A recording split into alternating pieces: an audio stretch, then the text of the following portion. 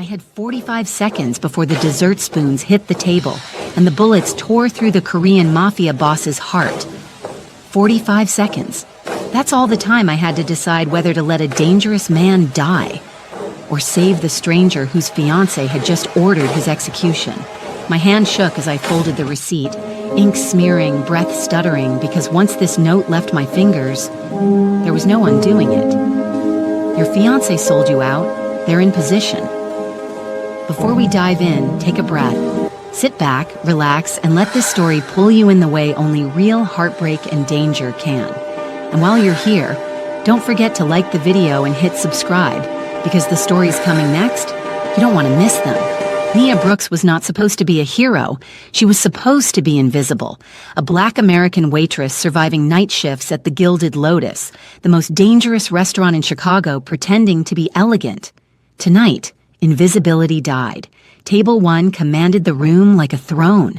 Kang Min-jun sat in a tailored black suit that cost more than her yearly rent, his presence so heavy the air bent around him. Sharp jawline, black eyes that swallowed light, the kind of stillness that came from men who'd buried bodies and slept soundly after. Across from him, Carolina glowed in red silk.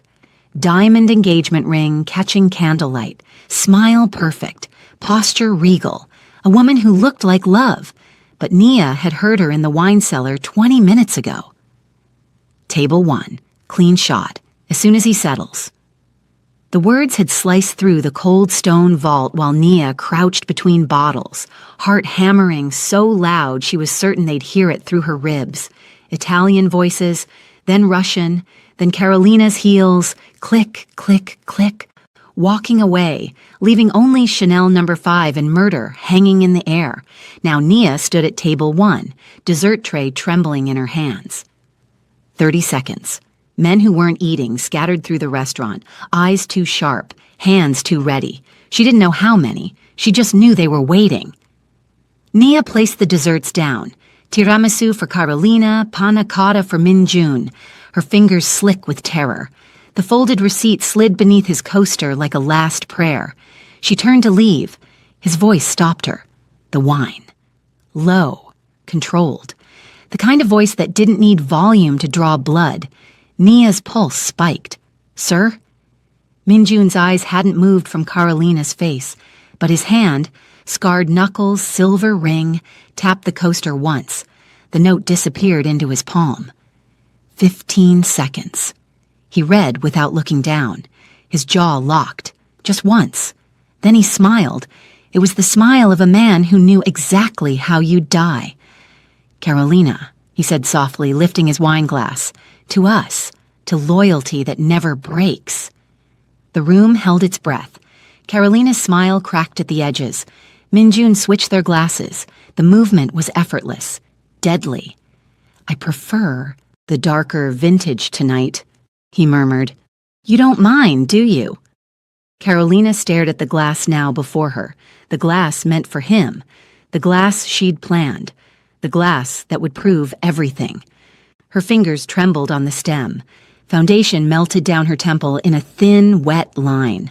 When she lifted it to her lips, the wine glass stem cracked. Tiny, nearly silent, but Min-jun heard it. 5 seconds. His gaze cut to Nia, black eyes pinning her in place like a butterfly on glass. Nia Brooks! Her name in his mouth was a brand. Do you believe in fate? Her lips parted. The lights died. Screams erupted. Glass exploded. Gunfire tore through silk and skin. And the war began.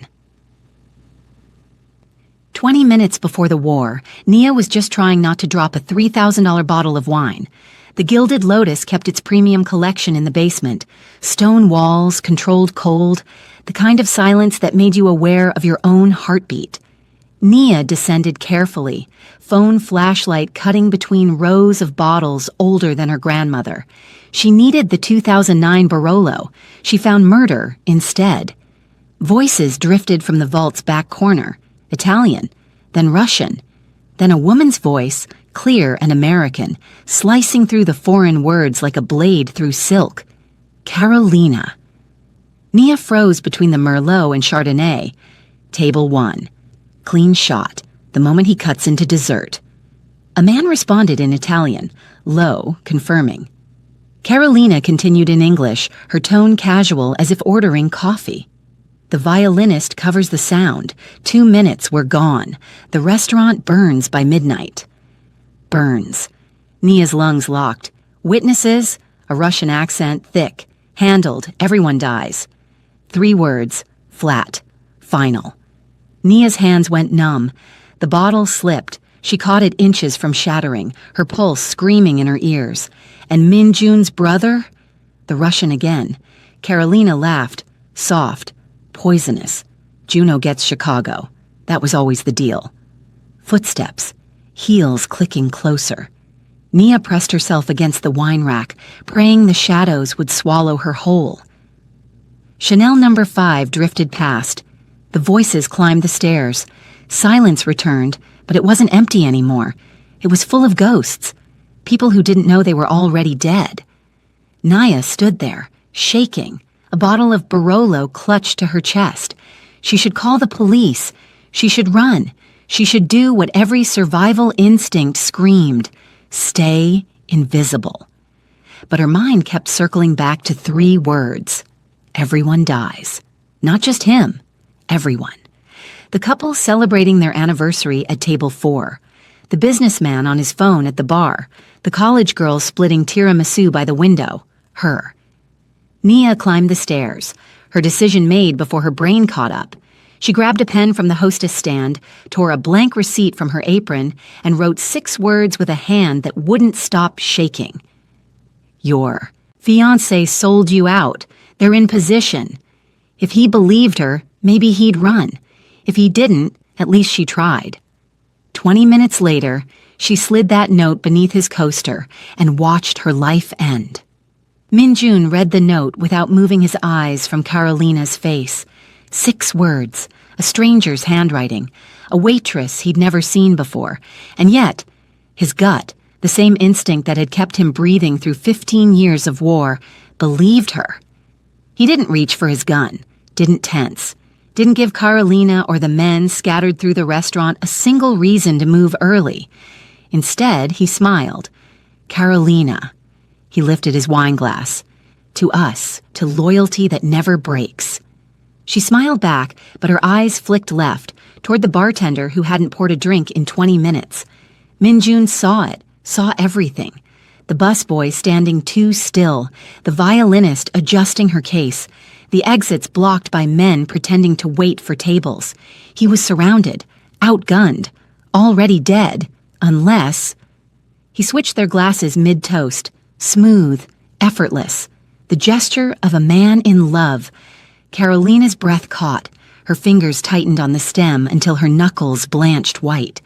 I prefer the darker vintage tonight, Min Jun said softly. You don't mind, do you? The restaurant hummed with oblivious conversation. Forks on china, laughter, a woman's bright voice saying, "It's our anniversary." Carolina stared at the glass now in front of her, the one meant for him. Of course not, her voice barely held. Anything for you. She drank. Min Jun watched the wine slide down her throat, watched her set the glass down with a trembling hand, watched the exact second she realized he knew. He leaned forward, his whisper a knife between ribs. How much did my brother pay you? Her face drained to bone. The wine glass cracked in her grip. Min Jun stood, his hand clamping around the waitress's wrist, hard enough to bruise, gentle enough not to break. You ruined a $12,000 suit, he announced, fury bleeding into every word. Nia's eyes went wide. He dragged her toward the kitchen, leaning close, his lips brushing her ear. Left exit. When it goes dark. Run. He released her with a shove. Carolina's hand moved beneath the table. A signal. The lights died. Darkness, then screaming. Nia ran left, her body moving before her brain processed the command. She slammed into a wall, ricocheted off a table, her ankle twisting as a chair caught her shin. Gunfire erupted. Not 1 shot, not 2, a storm of them. The emergency lights kicked on. blood red, pulsing, turning the restaurant into hell. Nia saw bodies, actual bodies. The anniversary couple sprawled across their table. The businessman face down in shattered glass. She couldn't breathe, couldn't scream, couldn't... Min-jun grabbed her, his hand iron around her wrist, yanking her toward the kitchen as bullets punched holes in the space where her head had been. Move! The kitchen doors exploded inward, kicked open by two men in black, rifles raised. Min-jun didn't slow. He grabbed a pot of boiling stock from the stove and launched it. The first man's scream wasn't human. The second fired. Min-jun twisted. The bullet tore through his shoulder instead of Nia's spine. He didn't make a sound, just drove forward, ripping a chef's knife from the magnetic strip and buried it under the shooter's jaw. The body collapsed. Nia stood frozen, her hands numb, her vision tunneling. Min-jun's face appeared in front of hers, blood-spattered, eyes blazing. "Nia Brooks!" His voice cut through her shock. "Breathe!" She couldn't. "Breathe!" She gasped. Once, twice. "Good! Now run!"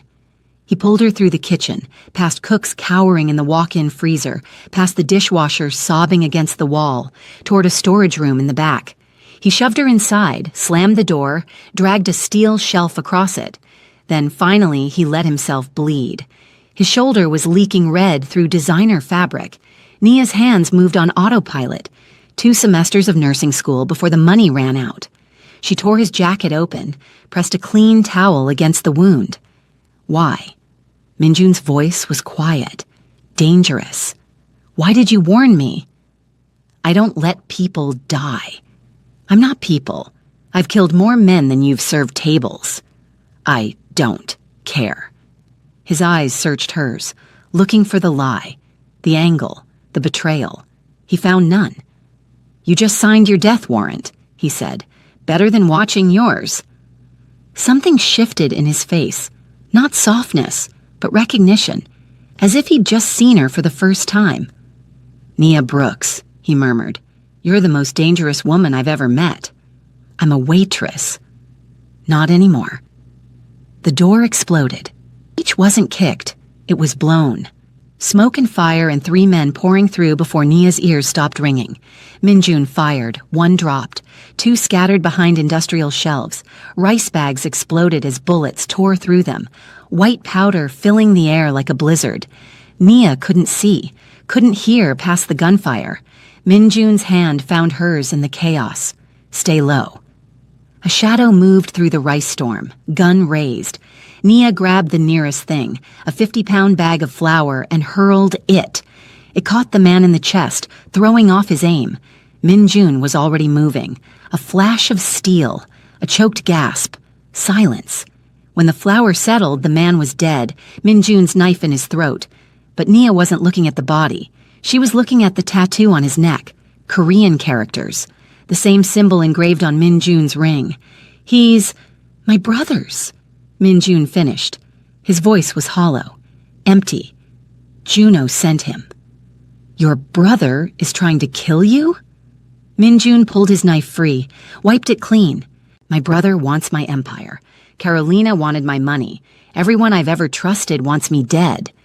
He looked at her then. Really looked. "Except you." Footsteps thundered closer. Dozens of them. Min-jun grabbed her hand and ran. Through a service corridor hidden behind crates. Out a back exit into an alley where snow was starting to fall. A black SUV screeched up. His men, loyal ones, the few left. The door flew open. Min-jun shoved Nia inside just as a second vehicle roared into the alley behind them.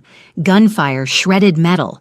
The SUV peeled out, tires screaming, as bullets punched through windows.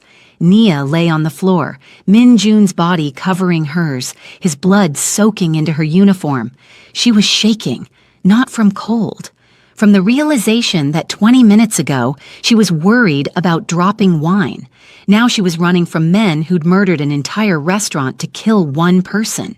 And she'd just made herself target number 2. Min-jun's hand found hers in the dark. "I'm sorry," he whispered. "For what?" "For being the reason you'll never be invisible again."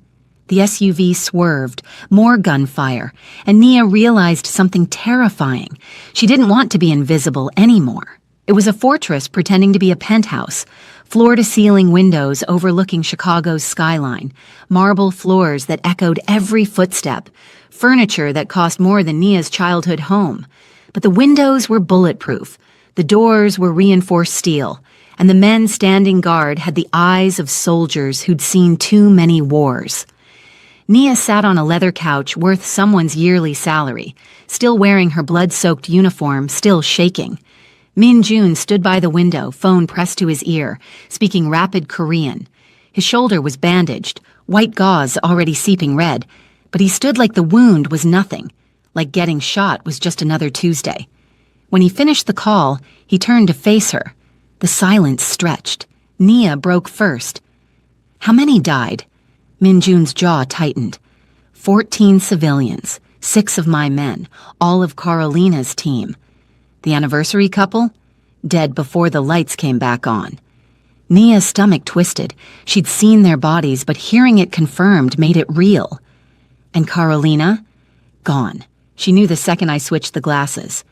Min Jun crossed the room, poured 2 glasses of whiskey from a crystal decanter. He handed her one. "Drink." "I don't drink." She drank. The whiskey burned, but it brought feeling back to her numb fingers. Min Jun sat across from her, his black eyes studying her like she was a puzzle he couldn't solve. "Why did you save me, Nia Brooks? You already asked me that, and you didn't answer." Nia set the glass down, her hands steadier now, "because I heard them say everyone dies. Not just you, everyone. The couple celebrating 50 years of marriage, the college kids, the woman who just got promoted. Everyone." She met his eyes. "I didn't save you. I tried to save them." Something flickered across Min Jun's face. Not hurt, something deeper. Respect. "They died anyway," he said quietly. "I know. Because of me." "No." Nia's voice was steel. "Because of the people who wanted you dead. Don't you dare put their blood on your hands when you didn't pull the trigger." Min Jun stared at her. Then, for the first time since the note, he smiled. Not the predator's smile from the restaurant, not the killer's smile in the kitchen. Something real. "You're angry," he said. "I'm furious." "Good." He leaned forward. "Anger will keep you alive. Fear will get you killed." "I'm both." "Then use the anger and bury the fear." Nia laughed, sharp, bitter. "That's easy for you to say. You're, what, a monster?" "I was going to say trained." "Same thing." His phone buzzed. He glanced at it, his face going blank. "What?" Nia asked. Min Jun turned the screen toward her. A photo. Her face, her name, her address. And below it, in English and Korean, 2 million alive or dead. Nia's blood turned to ice. "They know who you are," Min Jun said. "They know where you live. They know where your mother works, where your sister goes to school, where your—" "Stop!" Nia's voice cracked. "Please stop."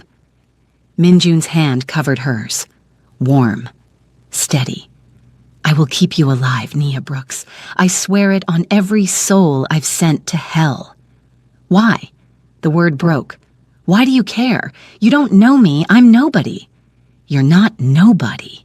His grip tightened. "You're the only person in 15 years who saved my life without wanting something in return." "I want something." "What?" "I want to go home." Min Jun's expression didn't change, but his eyes, God, his eyes looked devastated. "You can't." "I know." And that's when Nia Brooks, 26-year-old waitress, nursing school dropout, daughter of a single mother, sister to a girl who still believed in fairy tales, finally broke. She cried. Not prettily, not quietly. She sobbed. Ugly, gasping. The kind of crying that came from realizing your entire life had been incinerated in 45 seconds. Min Jun didn't tell her to stop, didn't tell her to be strong. He just moved to the couch beside her, pulled her against his chest, and let her shatter. His hand stroked her hair. His voice, low and steady, whispered in Korean, words she didn't understand but somehow felt. and for the first time since the wine cellar, Nia felt something other than terror. She felt safe. Even though safe was a lie. Even though safe had died with the anniversary couple. Even though safe was something she'd never feel again. But in Min-jun's arms, surrounded by bulletproof glass and armed guards and the wreckage of her old life, she let herself believe it. Just for a moment, woke on the couch, a cashmere blanket draped over her, sunlight cutting through the windows. For 3 seconds, she forgot. Then reality crashed back. The restaurant, the bodies, the price on her head. She sat up, her uniform stiff with dried blood.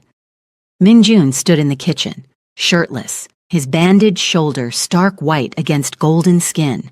He was making coffee like a man who hadn't been shot 12 hours ago. "You're awake," he said without turning. "How did you know?" "Your breathing changed." Of course it did. This man noticed everything. He poured 2 cups, brought one to her, black, strong enough to strip paint. Nia drank gratefully. "I need to call my family," she said. "No. They'll think I'm dead. They'll be bait." Min-jun's voice was granite. "The second you contact them, Juno's people will be watching, listening, waiting for you to slip. So I just disappear? For now." Nia's hands shook. "My sister is 17. I know." Min-jun sat beside her. "I already have people watching your family, discreetly. If anyone approaches them, I'll know." "You did that." "I did that." Nia stared at him. "Why?" "Because you saved my life. That makes your family my responsibility." "That's not how responsibility works. It is in my world." He set his coffee down, his expression shifting to something darker. "I need to tell you about Carolina." Nia waited. The engagement was arranged, a merger between my organization and the Volkov family in Moscow. She was beautiful, intelligent, perfect on paper. But she was in love with someone else. Min-jun's jaw tightened. "My brother." Nia's breath caught. "Juno?" "They've been together for 2 years. I knew. I didn't care. The engagement was business, not love. I told Carolina she could have whoever she wanted after the wedding. Discretion was all I required." "Then why kill you?" "Because Juno wanted the empire, and Carolina wanted to be queen instead of consort." Min-jun's eyes were black ice. Together, they decided I was the obstacle. "Your own brother. Family is just people who know which knife hurts most." The bitterness in his voice was centuries old. Nia reached out, her hand covering his. "Not all family." Min-jun looked at their hands, her brown fingers against his scarred knuckles. "You still believe that?" "I have to." Something in his expression softened. "Then you're stronger than me. Or more naive. Maybe both." His phone buzzed. He glanced at it, his face going blank. "What now?" Nia asked. "Juno sent a message." He turned the screen. A video. Nia's stomach dropped before he even pressed play. The video showed a warehouse, empty except for a chair in the center, and in that chair, a man, beaten, bloody, barely conscious. The camera zoomed in on his face. Min-jun's hand clenched so tight the phone cracked. "Who is that?" Nia whispered. "My father's oldest friend, the man who taught me how to fight, how to survive." Min-jun's voice was hollow. "The only person left who remembers me before I became this." Juno's voice came through the speakers, calm, conversational. "Young, big brother, I'm being merciful. I'm giving you a choice." The camera panned to show another figure in the shadows, bound, gagged, female. The camera zoomed closer. Nia's blood froze. It was a woman in her 50s, kind face, familiar eyes. "Is that my mother?" Min-jun's voice cracked. "I thought she was dead." Juno continued. 2 locations. 2 hours. You can only save one." The screen went black. Then an address appeared. Then another. Opposite ends of the city. Min-jun stood, his face a mask carved from stone, but his hands shook. Nia stood with him. We'll save them both. We can't. We'll try. Minjun looked at her, really looked, like she was light in a world that had gone dark. Nia Brooks, he whispered, you make me believe impossible things. He grabbed his jacket, wincing as the movement pulled his shoulder. Stay here. The guards will... No. What? Nia grabbed her own jacket, borrowed from his closet, hanging past her knees. You saved my life. I saved yours. We're even. But if you walk out that door alone, we're partners. Partners die, Nia. Then we die together. Minjun studied her for a long moment. Then he handed her a gun. Do you know how to use this? No. Good. Don't. Just point it at anyone who isn't me and pull the trigger. That's terrible advice. It's kept me alive for 15 years. They headed for the door, and Nia realized she'd just chosen her side. No going back. No more invisibility. Just the warehouse on South Side was a tomb waiting to happen. Minjun's team moved like shadows. 6 men, all loyal, all killers. They swept the perimeter while Minjun and Nia waited in the SUV. It's a trap, Minjun said. Obviously, Nia replied. So why are we here?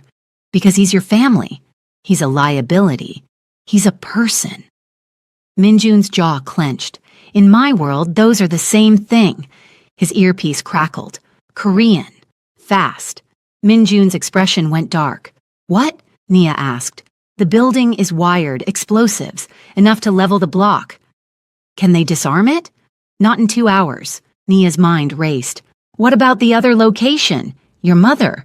Same setup, different trap. Minjun slammed his fist against the dashboard. Juno wants me to choose. He wants me to live with whichever one I let die. Then we don't choose. Nia. We split up. You take one, I take the other. Minjun turned to her, fury and fear warring in his eyes.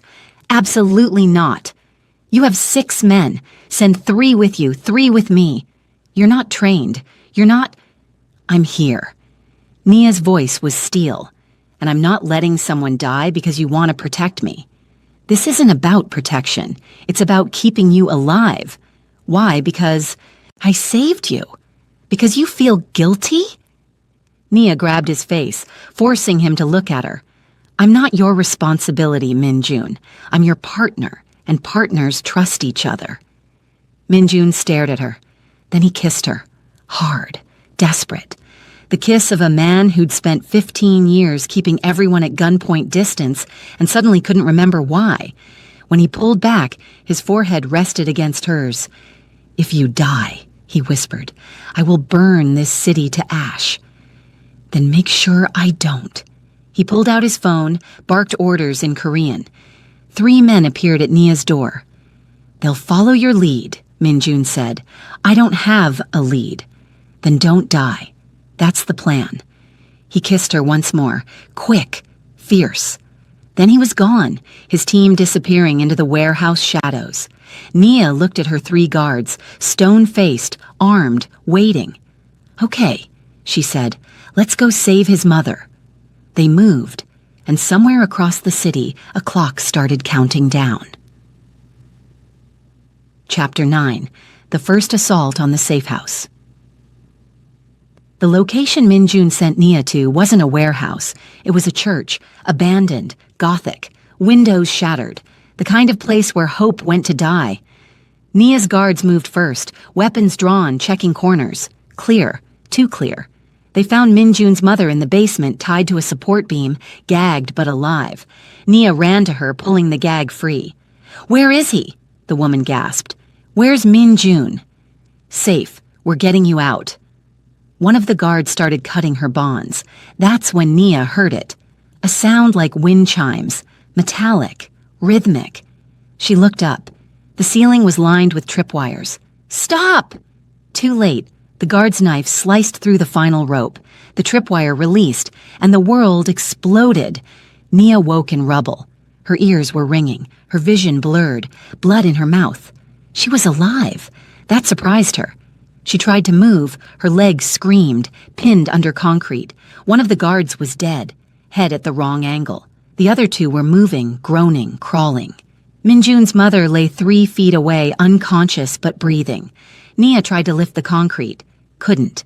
Too heavy. Footsteps echoed above. Voices. Korean. Not Minjun's people. Juno's.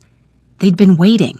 A figure appeared at the top of the basement stairs, backlit, silhouetted, male, tall, moving with Minjun's predatory grace. But it wasn't Minjun. The man descended slowly, gun raised. When he stepped into the light, Nia's blood froze. Same face, same eyes, same bone structure. But where Minjun's expression held controlled violence, this man's held cruelty. Juno. "You must be the waitress," he said. His English was perfect, accent-free. "The one who ruined everything." Nia said nothing. Juno crouched beside her, tilting his head. "My brother kissed you before he left. I saw the drone footage. Fascinating. Minjun doesn't kiss. Minjun doesn't feel." He pressed the gun to her forehead. "What makes you special?" Nia met his eyes. "I'm not the one who betrayed family." Juno smiled. "Neither am I. I'm saving the family.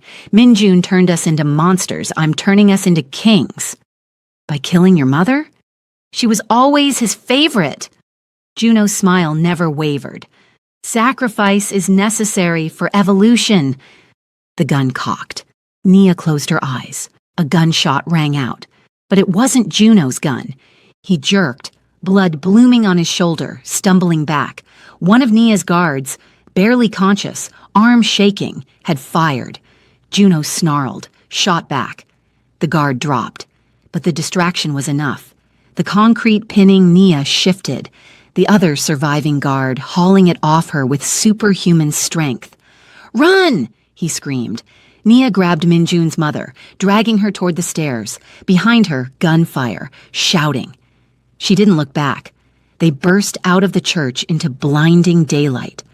An SUV screeched up, Minjun's, his face a mask of rage and terror when he saw her. He was out before the car stopped, catching her as her leg gave out. "You're alive," he breathed, barely. He looked past her. "Juno?" "Alive, wounded." Minjun's expression went murderous. "Get them out," he told his driver. Then to Nia, "Stay in the car." "Minjun, stay." He turned toward the church, gun drawn. Nia grabbed his wrist. "He's your brother." "Not anymore." And Minjun walked into the building where his brother was bleeding. Nia didn't hear gunshots. She heard something worse. Silence. When Minjun emerged 5 minutes later, he was alone. His face was blank. His knuckles were bloody, and his eyes looked like something inside him had finally irrevocably broken. He got in the car without a word. They drove. And Nia knew, whatever happened in that church, the man beside her had just crossed a line he could never uncross. They didn't go back to the penthouse. "Compromised," Minjun said. His voice was flat, empty. They drove to the docks, abandoned warehouses, rusted shipping containers, the smell of decay and Lake Michigan. Minjun's remaining men secured a perimeter. His mother was taken to a safe location, separate, protected. And then it was just Nia and Minjun in a container that smelled like metal and salt. He sat on the floor, back against the wall, staring at nothing. Nia's leg throbbed, sprained, not broken. She'd live. She sat beside him. Neither spoke for a long time. Finally, "Did you kill him?" Minjun didn't answer. "Minjun, did you—" "No." His voice cracked. "I should have. I wanted to. But I couldn't." He looked at her then, and his eyes were devastated. "He's my brother, Nia. He tried to kill me, tried to kill you, tried to kill our mother, and I still couldn't pull the trigger. That doesn't make you weak. It makes me a fool. It makes you human." Minjun laughed, bitter, broken. "I stopped being human a long time ago." Nia took his hand. "The man who couldn't kill his brother is human. The man who protected my family is human. The man who held me while I cried is human. The man who got 14 people killed didn't pull the trigger," Nia finished fiercely. "Stop carrying their blood. It's not yours to carry." Minjun's hand tightened on hers. "I left him alive," he whispered. "I beat him, broke his arm, told him if I ever saw him again I'd finish it. Then I walked away. Good. He'll come back. I know. He'll try again. I know. And next time, I'll have to kill him." Nia turned his face toward hers. "Then next time, you will.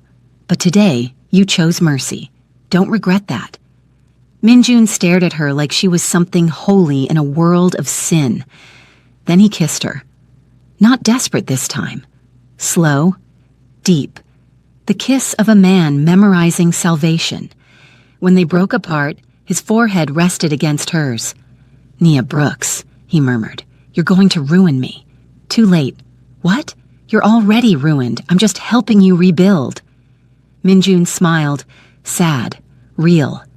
"Then stay, please, stay." "Where would I go?" "Anywhere.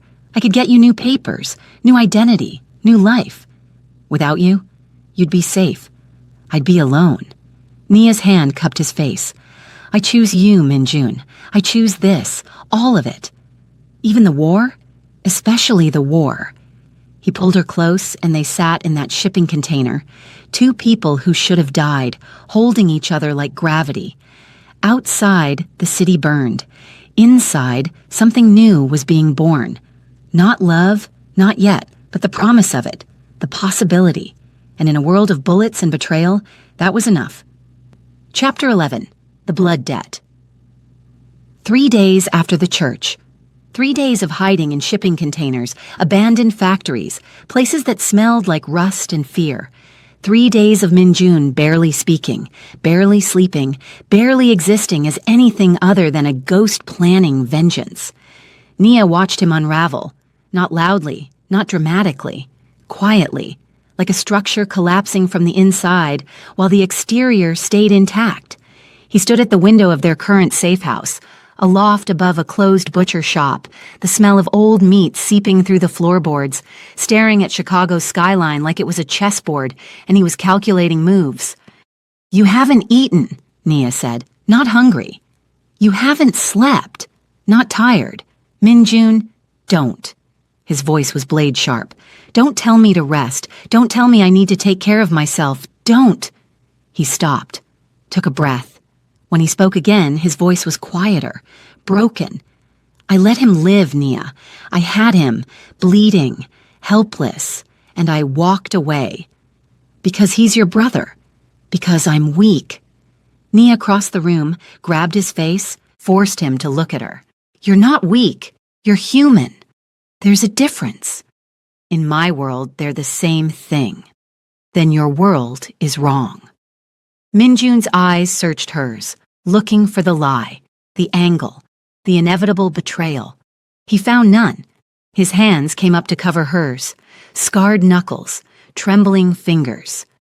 "He killed 14 people to get to me," Minjun whispered. "How many more will die because I let him walk?" "I don't know." "That's not comforting. I'm not here to comfort you. I'm here to make sure you don't lose yourself." "What if I already have?" Nia's thumb traced his cheekbone. "Then I'll help you find the pieces." His phone buzzed. Both of them tensed. Minjun pulled it out, scanned the message, his face going stone. "What?" Nia asked. "Juno sent a location. Neutral ground. He wants to meet." "It's a trap. Obviously. So you're not going." Minjun smiled, cold, lethal. "I'm absolutely going." The meeting place was the observation deck of Willis Tower, closed for renovations, empty, glass floor stretching over a 1,000-foot drop. Nia stood on solid ground, refusing to step onto the transparent panels. Minjun walked to the center without hesitation, standing over the void like gravity was optional. Juno emerged from the stairwell. His arm was in a sling, the one Minjun had broken. His face was bruised, but he moved with the same predatory grace, the same cold confidence. Brothers, mirrors, enemies. "Hyung," Juno said, respectful, mocking. "Don't call me that." Minjun's voice was ice. "Why not? You're still my older brother. You forfeited that when you tried to kill me." Juno smiled. I tried to free you from responsibility, from leadership, from the weight of an empire built on our father's blood. You wanted it for yourself. I wanted it for us. Juno's voice rose. Together, split 50-50, but you refused. You always refuse. Because you'd burn it down the second you got bored.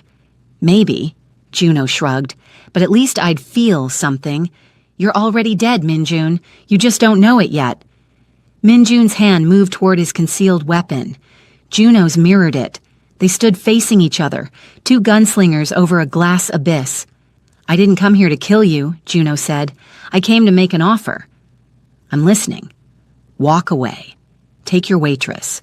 Disappear. I'll give you 24 hours.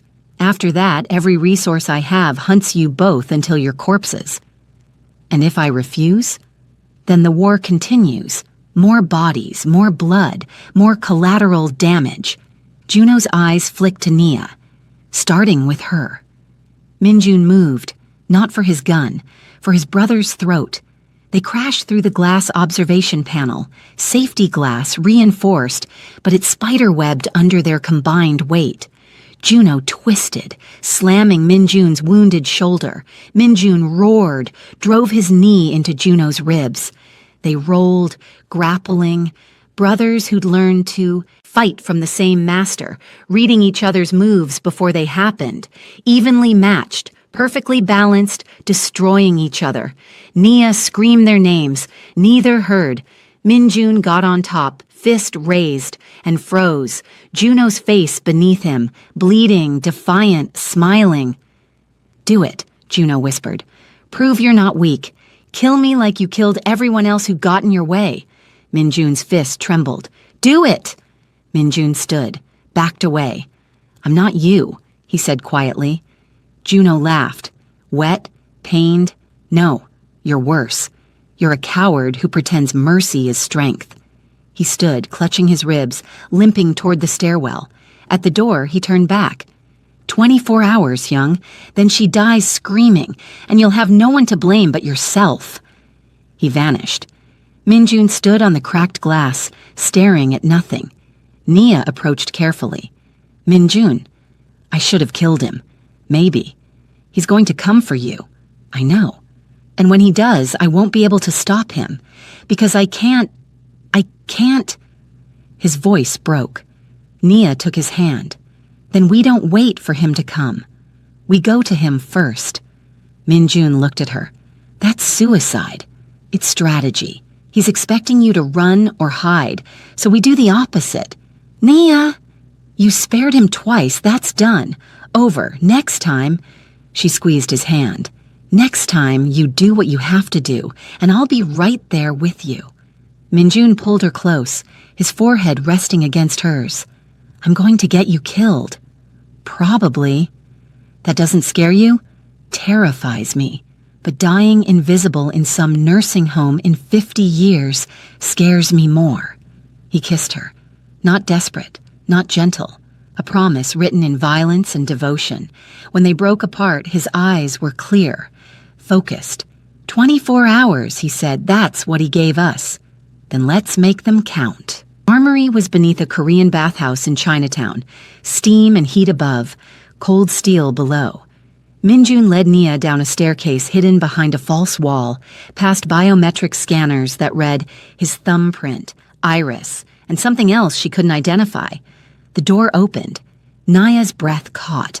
Weapons, hundreds of them, rifles on racks, pistols in cases, knives that look like art, explosives stored with terrifying precision.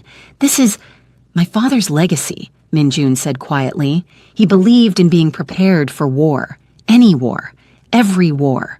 He moved through the space like a curator in a museum, selecting items with deliberate care. 2 pistols, compact, lethal, a tactical vest, ammunition. Something small and rectangular that he pocketed without explanation. Then he turned to Nia. Your turn. I told you. I don't know how to... I know. He pulled a pistol from a locked case. Smaller. Lighter.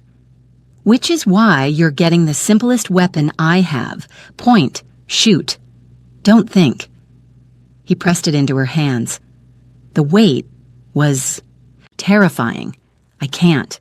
You will. When it's your life or theirs, you will. He positioned himself behind her, guiding her stance, adjusting her grip, his chest pressed against her back, his breath warm on her neck. Feet shoulder width, knees soft, arms extended but not locked. He covered her hands with his. Breathe in. She did. Exhale and squeeze. The gun kicked. The target 20 feet away sprouted a hole. Off center, but there. Again, Minjun said. They practiced until her hands stopped shaking, until the holes in the target clustered tighter, until she stopped flinching at the sound. When Minjun finally stepped back, his expression was unreadable. You're a fast learner. I'm terrified. Good. Fear keeps you sharp. He holstered his own weapons. But don't let it paralyze you. Nia set the gun down, her hands still vibrating from the recoil. Minjun, when we go after Juno, when this ends, what happens to us? He went still. What do you mean? I mean, once the war is over, once your brother is dead or gone, once I'm not a target anymore. She forced herself to meet his eyes. Do we just go back to normal? Do I go back to being invisible? Minjun crossed the distance between them in 2 strides. Normal doesn't exist anymore, Nia. Not for either of us. His hands framed her face. And I will never let you be invisible again. What are you saying? I'm saying... He stopped, struggled, then forced it out. I'm saying you're mine, and I'm yours. However broken that is, however dangerous, however wrong. Nia's heart hammered. Minjun, you don't have to say it back. You don't have to feel the same. But I need you to know that whatever happens tomorrow... She kissed him. Hard. Desperate. A drowning person finding air. When they broke apart, both were breathing hard. I feel the same, she whispered. I'm terrified and furious and so far past sane I can't even see it anymore. But I feel the same. Minjun smiled, genuine, unguarded. Then let's go to war. They geared up in silence. Nia watched Minjun transform, each weapon strapped on, each movement precise, until he looked less like a man and more like a weapon himself. What's the plan? She asked. Juno's consolidating power, moving into my father's old estate. He thinks it's symbolic, taking the throne. It's also defensible. Exactly, which means he won't expect a frontal assault. Because it's suicide. Because it's honest. Minjun checked his weapons one final time. No tricks, no traps. Just me, walking through the front door, demanding my empire back. That's insane. That's the point. Juno knows strategy. He knows subterfuge. But he doesn't know rage. Minjun's eyes were black fire. And I'm done being strategic.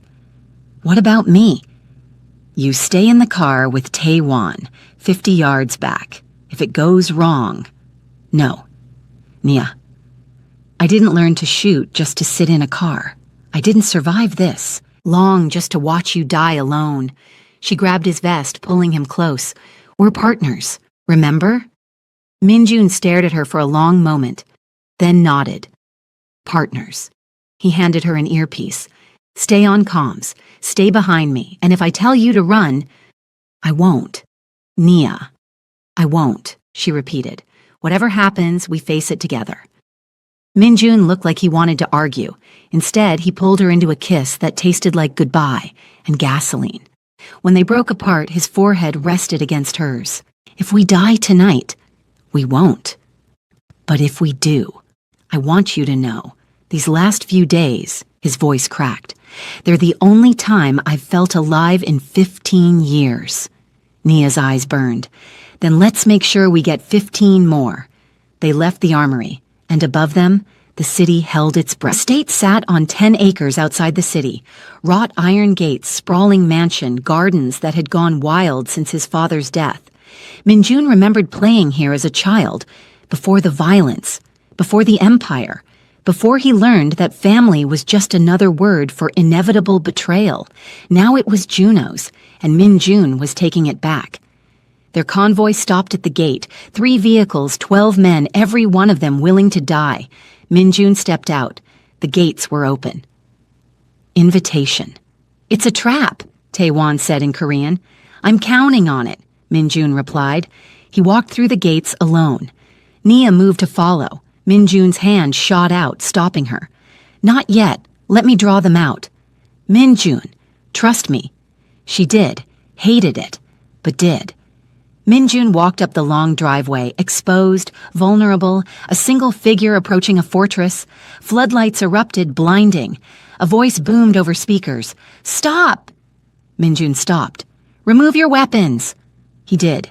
Slowly, pistols, knives, the vest, until he stood in just his shirt and tactical pants, unarmed, defenseless.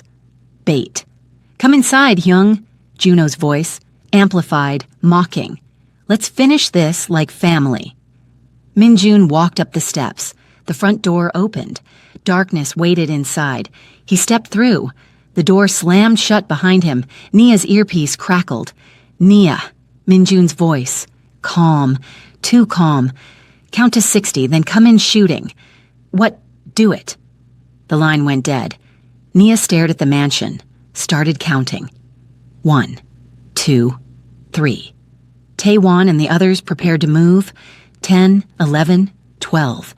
Her hands were steady on the gun now. 20, 21. No sounds from inside, no gunfire, no screams. 30. Just silence. 40. Nia's pulse hammered. 50. She moved. 60. The men followed. They hit the door with a breaching charge. It exploded inward. They poured through. Tactical formation, weapons raised. The foyer was empty. Blood on the marble floor, fresh. A trail leading deeper into the house. Nia followed it, her breath coming. Fast, gun raised, every instinct screaming, wrong, wrong, wrong. They found the first body in the library, one of Juno's men, throat cut. Then another in the hallway. Then 3 more in the dining room, all dead, all silent kills. No gunfire. Minjun. They followed the blood trail to the ballroom. Massive, chandelier dark, moonlight streaming through floor-to-ceiling windows. And in the center, 2 figures, Minjun and Juno, circling each other, both bleeding, both armed now. Minjun had reclaimed a knife from one of the dead. Juno held a gun, but hadn't fired. "Shoot him!" One of Juno's remaining men screamed from the balcony. Juno didn't. "This is between brothers," he said quietly. Minjun smiled, blood on his teeth. "Finally, something we agree on." They moved, not like enemies, like dancers who'd rehearsed this choreography their entire lives. Minjun ducked a punch, drove his knife toward Juno's ribs. Juno twisted, caught his wrist, brought his gun up. Minjun grabbed the barrel, redirected. The shot went wild. They grappled, crashed through a window, rolled across the terrace. Nia ran after them, found them at the edge of the property, the cliff overlooking the lake. 2 brothers trying to kill each other under the stars. Minjun had lost his knife. Juno had lost his gun. Now it was just fists and fury and 15 years of resentment. Juno landed a punch that cracked ribs. Minjun returned with an elbow that shattered Juno's nose. They fell, rolled, ended at the cliff's edge. Juno on his back, Minjun on top, hands around his brother's throat. "Do it," Juno gasped. "Prove you're strong enough." Minjun's hands tightened. Juno's face purpled. "Do it!" Minjun's hands shook. "Please," Juno whispered. "Please, I can't stop. I'll keep coming. I'll keep trying. I'll kill everyone you love until you kill me. So please." And Minjun understood. His brother wasn't asking to win. He was asking to lose, to end, to be free. Minjun's hands loosened. "No." Juno's eyes widened. "What?" "I won't give you that mercy. You want to die? Earn it." Minjun stood, backed away. "You're exiled, banished. If I ever see you again, I'll finish this. But tonight..." He looked at Nia, standing 10 feet away, gun raised, ready to shoot if Minjun gave the word. "Tonight I choose life over death. Her over you. Future over past." Juno lay on the ground sobbing. Not from pain, from something worse. Relief, rage, shame. "You're weak," he spat. "Maybe, but I'm alive and you're nothing." Minjun turned away from his brother, took Nia's hand, and walked back to the mansion. Behind them, Juno screamed into the night, wordless, broken, defeated. The war wasn't over, but the battle was, and for the first time in 15 years, Minjun felt something other than rage. He felt hope, the price of mercy. Dawn broke over Chicago, and Minjun's empire was bleeding. 3 warehouses burned overnight, 23 dead. The Volkovs had sent their message in fire and corpses. But that wasn't the worst part. The worst part was the silence. No calls from his lieutenants, no check-ins from his network, no movement from the people who'd sworn loyalty. They were waiting, watching, testing whether mercy made him weak. Minjun stood at the penthouse window, phone dark in his hand, and understood something terrible. Sparing Juno hadn't ended the war. It had started 7 new ones. Nia found him there at sunrise, still wearing yesterday's blood. "You haven't slept," she said. "Can't. Minjun, they think I'm weak." His voice was flat, dead. "Every faction in this city watched me spare my brother, watched me choose mercy, and now they're circling like sharks." He finally turned to face her.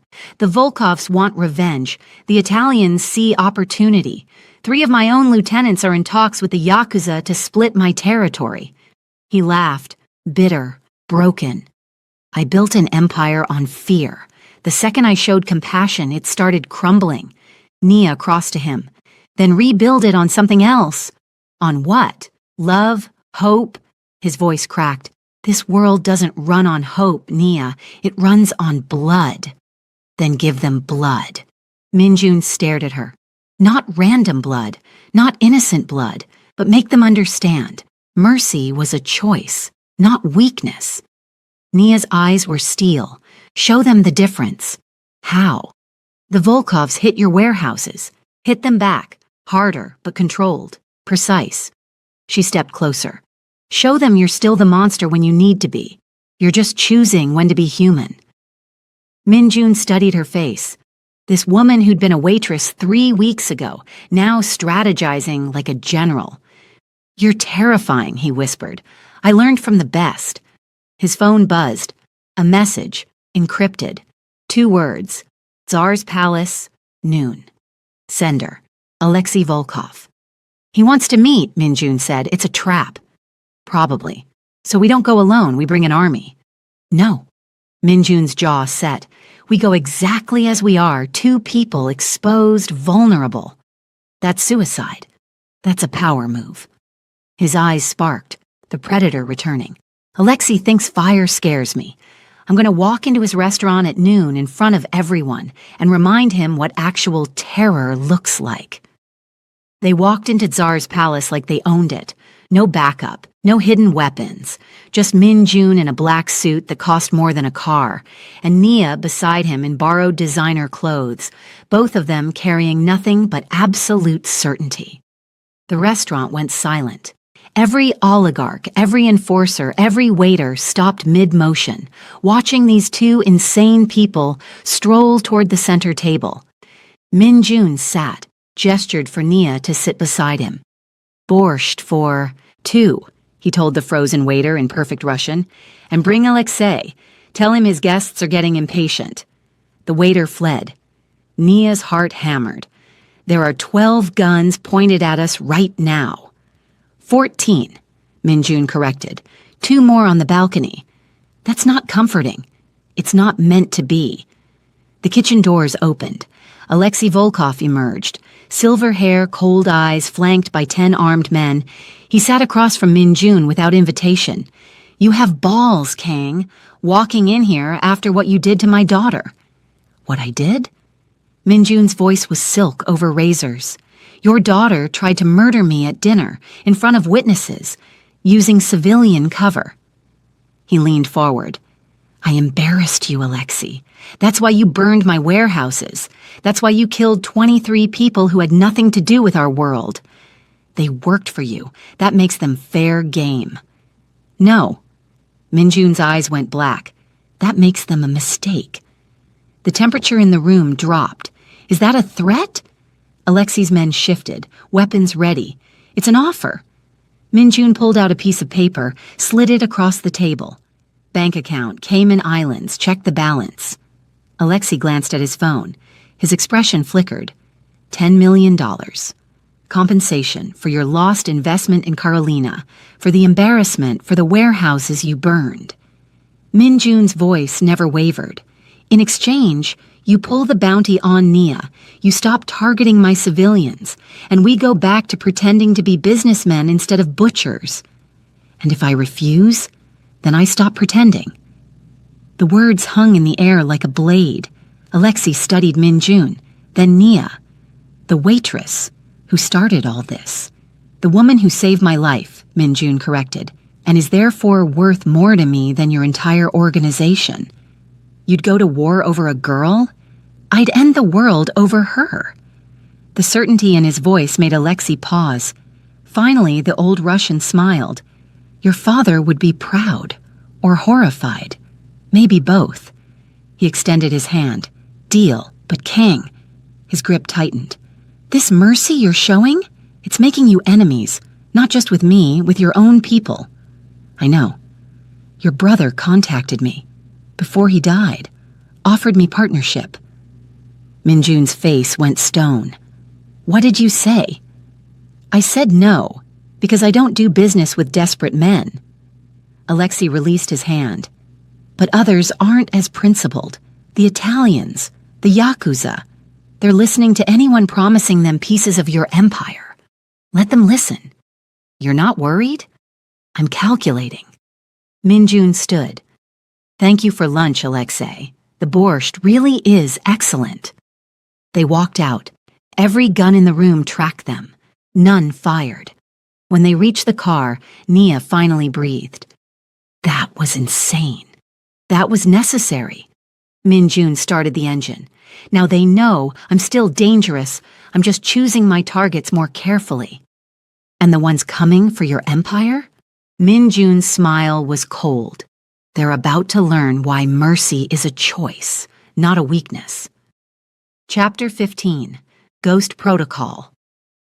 The message came at 2 a.m., not through normal channels, through an old emergency line Minjun hadn't used in years. A single image, coordinates, timestamp, 1 hour, and a voice memo, mail, distorted.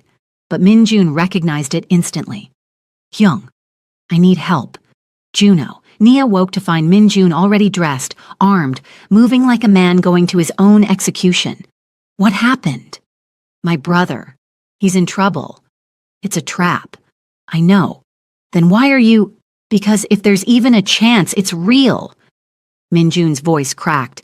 I can't leave him. Nia grabbed her gun. Then I'm coming. Nia. We already had this fight. You lost. She checked her magazine. Where are we going? The meatpacking district, where our father used to take us as kids. Sentimental? Strategic. He taught us every exit, every hiding spot, every kill zone. Minjun's jaw tightened.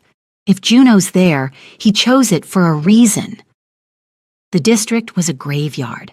Abandoned warehouses, rusted hooks, the ghost of blood and industry. They found Juno in the main slaughterhouse, alone, sitting on the killing floor under a single flickering light. No weapons visible, no backup. Just him, looking smaller than he should. Broken. Minjun approached slowly, gun raised. Is this real, or are you about to kill me? Juno looked up. His face was haggard, eyes red-rimmed. I tried to leave. After you spared me, I got as far as the airport. His voice was hollow. Stood in line, boarding pass in hand, new identity, clean slate. What stopped you? I couldn't remember who I was supposed to be. Juno laughed, wet, broken. The new name on the passport. I stared at it for 10 minutes and couldn't remember, because the only identity I have is your brother, the one trying to kill you. Minjun lowered his gun slightly. Juno, I'm sick, Young, in my head. It's not strategy anymore. It's not ambition. Juno stood, stumbling slightly. It's compulsion. I see you alive and my brain starts planning. Can't help it, can't stop it. He pulled something from his pocket. Both Nia and Min-jun tensed, but it was just a photo. Old, creased, two boys smiling. Remember this? Dad took it. Before Mom died, before everything. Min-jun's chest tightened. I remember. That's who I want to be. That kid. Your little brother who looked up to you. Juno's voice broke. But I can't find him anymore. All I find is the monster who killed 14 people, who tried to murder our mother, who'll keep trying to kill you until one of us is dead. He set the photo down, pulled out a gun. Nia's weapon came up. Juno placed it on the ground, slid it toward Min-jun. I'm not strong enough to stop myself, so I'm asking you to do it for me. Min-jun stared at the gun, at his brother, at the impossible choice. No, please. Juno's voice shattered. I can't live like this, constantly fighting who I am, constantly hurting people, constantly destroying everything I touch. There's help, therapy, treatment. We both know I'll never stop. Not really. I'll say the right things, play the part. Then one day, Juno's eyes were dead. One day, I'll put a bullet in your head while you sleep, because that's who I am now. You're my brother. I'm your enemy who shares your blood. Juno stepped closer. Please, Hyung, I'm begging you, set me free. Min-jun's hand trembled on his weapon. Behind him, Nia spoke quietly. Min-jun, whatever you choose, I'm with you. Min-jun looked at his brother, at the gun, at the photo of two boys who didn't know what they'd become. His finger moved to the trigger. Juno closed his eyes, waiting, almost peaceful. Thank you, he whispered. Min-jun raised the gun and fired into the ceiling. The shot echoed like thunder. Juno's eyes snapped open. What? I won't give you that mercy. Min-jun's voice was steel. You want to die? You want peace? Earn it. Live with what you've done. Face it every single day. That's your punishment. That's torture. That's justice. I'll come for you again. I know. Min-jun stepped back. And when you do, I'll stop you. Every time. For the rest of our lives if I have to. But I won't kill you, because the second I do... His voice cracked. I become the monster, and I refuse. Juno stared at him. You're a fool. Probably. I'm going to make you regret this. I already do. Juno picked up his gun, checked the magazine, looked at Min-jun with something between hatred and heartbreak. Next time we meet, one of us dies. I know. And you're okay with that? Min-jun glanced at Nia, at the woman who'd saved his life by teaching him how to live. No, but I'm choosing to believe you can change, even if you don't believe it yourself. Juno's expression cracked, just for a second. Then he turned and walked into the darkness. Min-jun watched him go, didn't lower his weapon until his brother's footsteps faded completely. Then he collapsed against a steel column, shaking. Nia was there instantly, arms around him. You did the right thing, she whispered. Did I? Or did I just condemn him to something worse than death? I don't know. But you chose mercy. Again. That has to count for something. In what world? In ours. They stood in that killing floor, holding each other, while somewhere in the dark his brother walked free. And neither of them knew if that was salvation or disaster. The video arrived exactly 12 hours after Juno disappeared. No warning, no preamble. Just a file that appeared on Min-jun's secure server, bypassing every firewall, every encryption. Min-jun almost deleted it. Then he saw the sender name, Mother. His finger froze. Nia saw his face go white. What is it? Something impossible.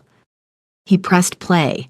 The screen showed a room, elegant, cold, European architecture, maybe Vienna, maybe Prague, and in the center, sitting in a leather chair like a queen on a throne, a woman, 60, silver hair, impeccable suit, Eyes that could cut glass. Familiar, impossibly familiar. Minjun's phone slipped from his hand. Nia caught it, looked at the screen, saw the woman. "Who is that?" Minjun's voice was barely a whisper. "My mother.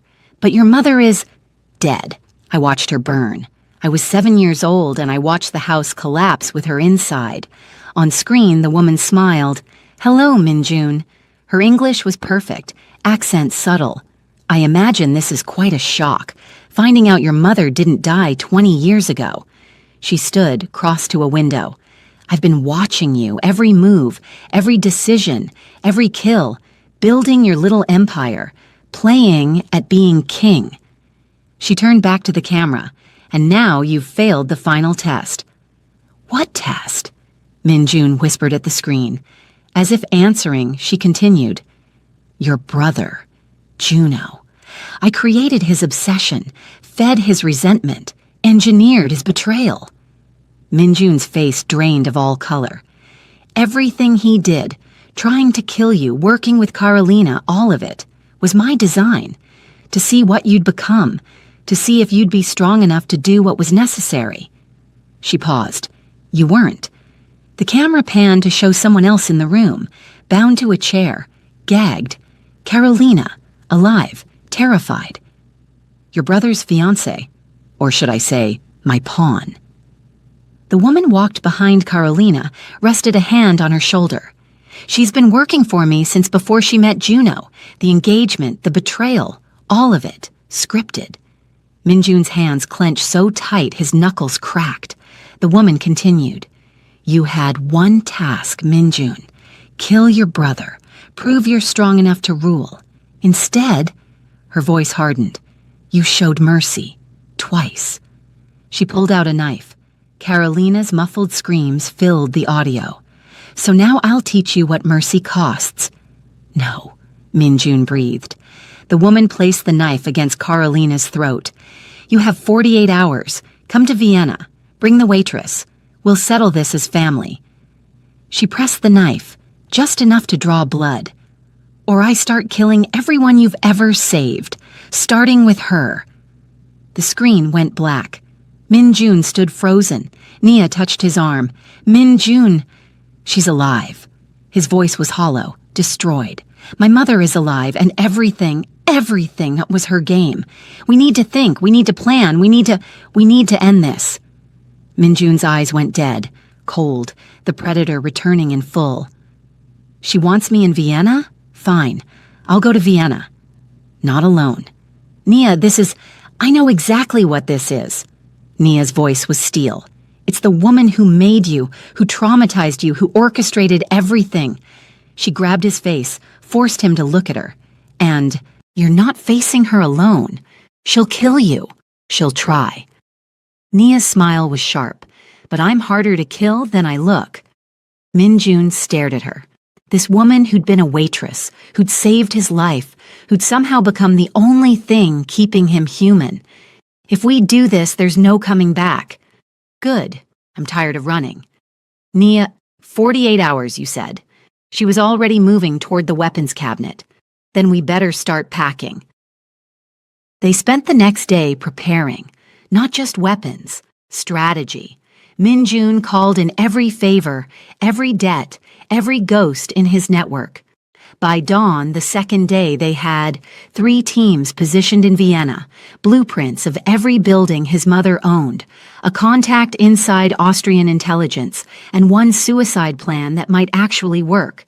"This is insane," Taewon said in Korean, reviewing the op plan. "It's the only play we have," Minjun replied. "She'll see it coming. I'm counting on it." Nia entered, dressed in tactical gear, hair tied back, gun holstered. She looked like a soldier. Minjun's chest tightened. "You don't have to do this," he said quietly. "Yes, I do." "Why?" "Because 3 weeks ago, I was invisible. A waitress. Nobody." Her eyes met his. "You saw me. You made me visible. You made me matter." She crossed to him. "So now I'm going to make sure you survive the woman who made you, because you deserve better than her game." Minjun pulled her close. "I love you." I know. If this goes wrong, it won't. But if it does, then we go down fighting, together. She kissed him, hard, fierce.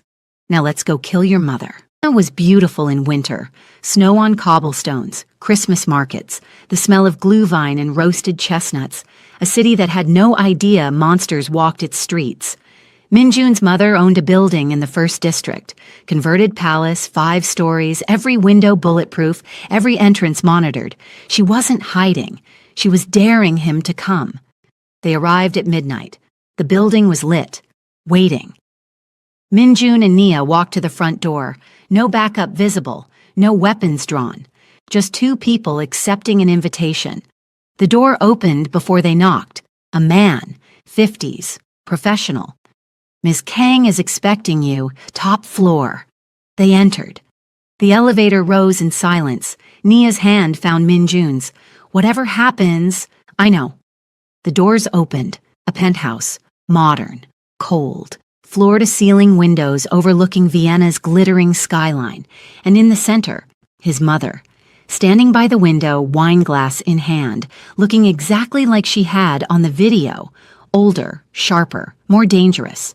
Minjun, she turned, smiled. My son, finally. Minjun stopped 10 feet away. Mother. And the waitress. Her eyes landed on Nia, assessing, calculating. The one who started all this. The one who saved your son, Nia corrected. Saved or ruined? She took a sip of wine. Before you, he was focused, ruthless, a perfect weapon. Before me, he was dead, Nia shot back, just breathing. His mother's smile widened. I see why he likes you. You have fire. Where's Carolina? Minjun demanded. Safe for now. His mother gestured to the chairs. Sit. We have much to discuss. We're not here to talk. No? She raised an eyebrow. Then why are you here, Minjun? To kill me. Your own mother. You stopped being my mother when you faked your death and spent 20 years manipulating my life. I was protecting you, training you, making you strong enough to survive this world. You were torturing me. Same thing. She set down her glass. Everything I did, letting you think I was dead, engineering Juno's betrayal, orchestrating Carolina's attempt, it was all to forge you into what you needed to become. A monster. A king. I don't want to be either. His mother's expression hardened. That's not your choice. You were born into this world, born into blood and violence and power. You can't escape it. Watch me. By doing what? Running away with your little waitress? Living a quiet life? She laughed. You think the world will let you? You think every enemy you've made will just forget? I'll deal with them. How? With mercy. Her voice dripped poison.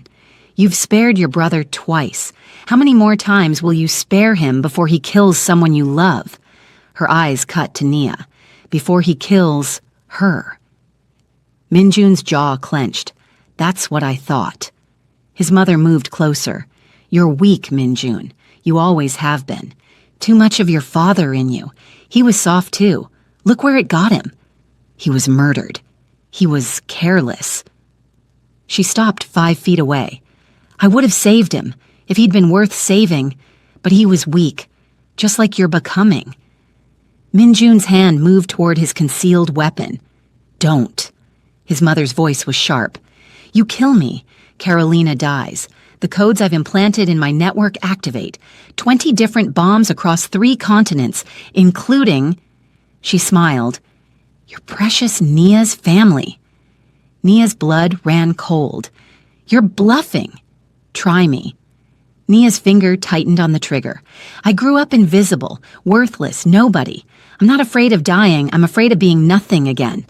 Nia, don't... Minjun moved toward her. Stay back. Her voice cracked. This is my choice, my life, my power. She turned to his mother. So here's what's going to happen. You're going to disarm those bombs. You're going to release Carolina. You're going to leave us alone. Her eyes were steel, or I die right now, and you watch your son become the monster you tried to create. Except he won't serve you, he'll destroy you." Silence. His mother studied Nia. Then she laughed. "Oh, Min-jun, you picked well. She's magnificent." "Mother, fine." She pulled out the phone. "I'll disarm the bombs. I'll let you walk away." "Bullshit," Nia said. "Prove it." His mother made a call, spoke in rapid Korean, sent codes. One by one, the feeds on her phone showed the bombs being disarmed. Carolina released, the threats neutralized. When she finished, she looked at Min-jun. "You're free. Take your waitress. Leave this world. But know this." Her voice hardened. "The enemies you've made won't stop. The people who want you dead won't forget. You're walking away from an empire to live as a target. Then we'll live as targets," Min-jun said. He took Nia's hand, the one still holding the gun to her own head. "Lower the gun, Nia." "Not until we're gone." They backed toward the elevator, weapons trained on his mother, hearts hammering. At the door, Min-jun paused. "Why?" he asked. "Why did you really do all this?" His mother's expression softened, just for a second. "Because I loved you too much to watch you be weak, and I hated you too much for making me love you." Her voice cracked. "You were supposed to be my masterpiece. Instead," she looked at Nia, "she ruined you." "No," Min-jun said softly, "she saved me." The elevator doors closed. They descended in silence. When they reached the street, Nia finally lowered the gun. Her hands were shaking so hard she could barely hold it. Min-jun pulled her close. "You almost died." "I know. You held a gun to your own head." "I know. Don't ever do that again." "Can't promise that." He kissed her, desperate, claiming. The kiss of a man who'd just watched his entire world nearly end.